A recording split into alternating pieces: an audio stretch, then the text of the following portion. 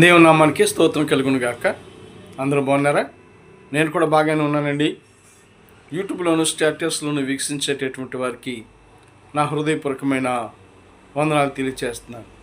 ఈరోజు ఒక లేఖన భాగంతో మీ ముందుకు వచ్చాను. అదేంటో మీకు చదివి వినిపిస్తాను. హెబ్రీ పత్రిక 6వ అధ్యాయము 13-14 వచనాలని నేను చదివి మీ కొరకు వినిపిస్తున్నాను.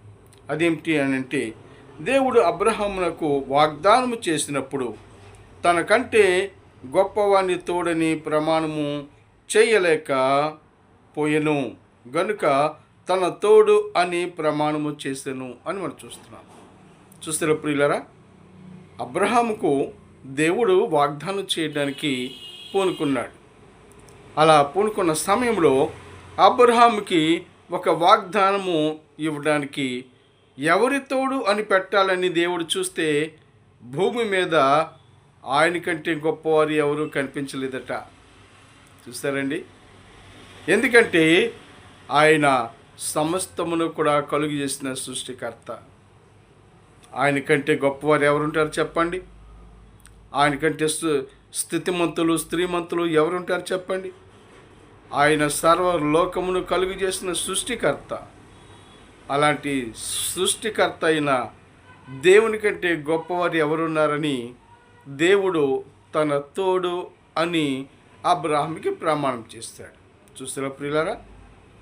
మన జీవితాల్లో కూడా, సమాజంలో కూడా మనము ఎవరైనా ఏదైనా వాగ్దానం చెప్తే ఏమంటామో తెలుసా? ప్రమాణం చేయి అని అడుగుతాం కదా.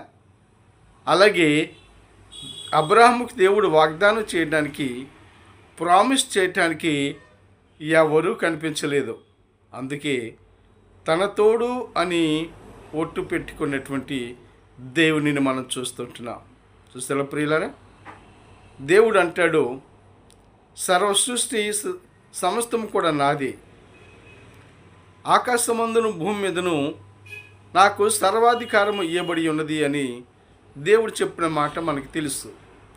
అందుచేత ఆకాశం మీదను భూమి మీదను ఆయనకంటే గొప్పవారు, స్త్రీమంతులు, స్థితిమంతులు, వాగ్దానం ఇచ్చి నెరవేర్చలేటటువంటి వారు ఎవ్వరూ లేరు అనే విషయాన్ని ఇక్కడ దేవుడు తెలియచేస్తూ అబ్రహాముతో ప్రమాణం చేయడానికి ఎవరున్నారని చూసినట్టు, కానీ ఆయనకంటే గొప్పవారు ఎవరు కనిపించలేక ఆయన తోడు అని చెప్పినట్లుగా మనం చూస్తుంటున్నాం.